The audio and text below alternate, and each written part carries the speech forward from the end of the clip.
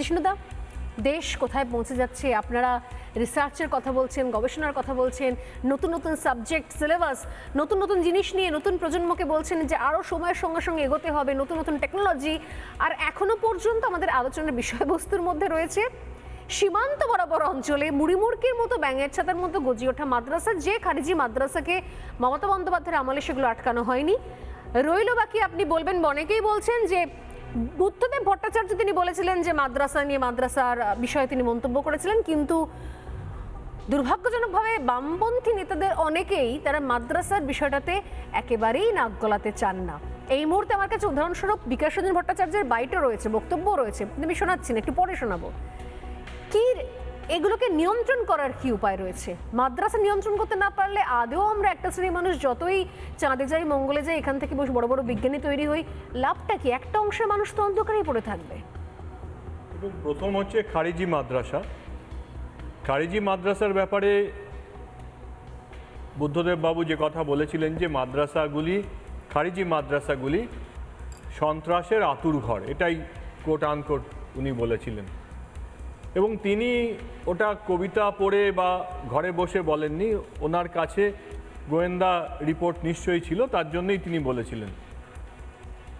তৃণমূল সরকার আসার পরে একটু আগে যেটা দেখালেন 10,300-র মতো খারিজি মাদ্রাসাকে কোনো রকম ইন্সপেকশন ছাড়াই অনুমোদন দেওয়া হয়েছিল, যার মধ্যে একটা ছিল এই শিমুলিয়ার মাদ্রাসা, যেটার কথা আপনি এক্ষুনি বললেন। তাই খারিজি মাদ্রাসা অনুমোদন পাওয়ার পরে এনআইএ রিপোর্ট করেছিল, তারপরে যখন খাগড়াগড়ের বিস্ফোরণ ঘটল, যে এগুলোকে দেশের নিরাপত্তার স্বার্থে চালানো যাবে না, তখন সরকার বাধ্য হয়েছিল খারিজি মাদ্রাসাগুলোকে বন্ধ করতে। কিন্তু একটু আগে যেটা বললেন যে সরকারি রিপোর্ট দেখাচ্ছে যে সেই মাদ্রাসাগুলোতে কিছু না কিছু কার্যক্রম চলছে। কীরকম কার্যক্রম? এই যে শাকিল আহমেদ, যে বাংলাদেশি একজন এখানে এসে নদিয়া থেকে তার রেশন কার্ড করেছিল, সে এই খারিজি মাদ্রাসা থেকে কওসারের মতো ভারতীয় মেয়েদেরকে সংগ্রহ করে sleeper cell, improvise explosive device বানানোর কাজ করেছে। তাই খারিজি মাদ্রাসা আমাদের দেশের প্রতিরক্ষার জন্যে, আমাদের দেশের নিরাপত্তার জন্যে একটা ভয়ানক বিপদ, এটা এনআইএও বলেছে, আর এই ঘটনাগুলো দেখা যাচ্ছে। কিন্তু মাননীয় তথাগতবাবু অন্য কথা বলেছেন যে যে মাদ্রাসা সরকারি অনুমোদিত, একটু আগে বলছিলেন বামপন্থীরা এই অপরাধের বা এই অন্যায়ের শুরুটা বামপন্থীরাই করে গেছেন। সংবিধানের আর্টিকেল 30, তাতে সংখ্যালঘু শিক্ষা প্রতিষ্ঠানের জন্য কিছু সুবিধা দেওয়া আছে। আমি অনুরোধ করব, আর্টিকেল 30 পাবলিক ডোমেনে আছে, আপনি আর্টিকেল 30-তে 3টে ক্লজ আছে, 3টেই ভালো করে 2-3বার করে পড়ুন। কোনো জায়গাতে এরকম লেখা নেই যে সেখানে আলাদা সিলেবাসে পড়ানো হবে। ধরুন খ্রিশ্চান মিশনারি স্কুলগুলো, তারাও তো সংখ্যালঘু, তারাও কিন্তু এই আর্টিকেল 30-তেই তাদের যে শিক্ষা প্রতিষ্ঠান, সেই শিক্ষা প্রতিষ্ঠানে সংখ্যালঘুর সুবিধা তারা পান। কিন্তু কোনো একটা মিশনারি স্কুলে, ধরুন যে কোনো একটা স্কুলে, সেন্ট জেভিয়ার্সে, কোনো একটা স্কুলে, লা মার্টিনিয়ার, সেখানে কি সিলেবাস আলাদা? না।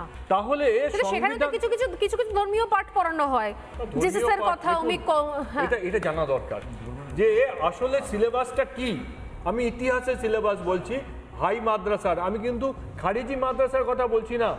যে মাদ্রাসা ওয়েস্ট বেঙ্গল মাদ্রাসা বোর্ডের অধীনে আছে, ভালো করে জানা প্রয়োজন, যেটা সরকারি পয়সায় হচ্ছে, সেখানে হাই মাদ্রাসায় 64 নম্বর India and her people, Bharat আর তার ইতিহাস, ঠিক, আর 36 নম্বর হচ্ছে ইসলামের ইতিহাস। মানে একটা বাচ্চা যে সাধারণ স্কুলে পড়ছে আর যে মাদ্রাসায় পড়ছে, সে 64 নম্বরের যে ইতিহাসে, ভারতের ইতিহাস পড়ছে, তার মধ্যে কিন্তু অশোক, পুষ্যমিত্র কিংবা সিন্ধু সভ্যতার কথা মাত্র 5-10 নম্বর আছে। বাকিটা আরবদের ভারত আক্রমণ পরে যে ইতিহাস, সেই ইতিহাসটা। এটা তো কোনো মিশনারি স্কুলে তো এই ধরনের সিস্টেম নেই। কোনো মিশনারি স্কুলে কি আছে? না।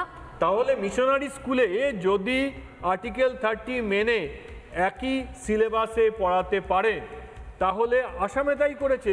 মাদ্রাসা তুমি চালাতে পারো, মাদ্রাসায় সংখ্যালঘুর জন্য ম্যানেজমেন্টে তাদের নিজেদের অধিকার আছে। আর্টিকেল 30 মেনে মাদ্রাসা চলুক, কিন্তু তার কোনো জায়গায় কিন্তু লেখা নেই যে সিলেবাস আলাদা হবে। এই সিলেবাস আলাদা করার পাপটা কিন্তু বামপন্থীরা করেছিলেন। ভারতবর্ষে প্রথম এই দুরকম সিলেবাসে একজন মাধ্যমিক এবং হাই মাদ্রাসার পরীক্ষার্থী দিতে পারবে, এই পাপ কাজ বামপন্থীরা করেছিলেন। নানা ধরনের কন্টেন্ট দেখার জন্য লাইক করুন, শেয়ার করুন আমাদের ফেসবুক পেজ, সাবস্ক্রাইব করুন আমাদের ইউটিউব চ্যানেল। পাশাপাশি অন্যান্য ব্রেকিং নিউজের জন্য অবশ্যই চোখ রাখুন রিপাবলিক বাংলায়।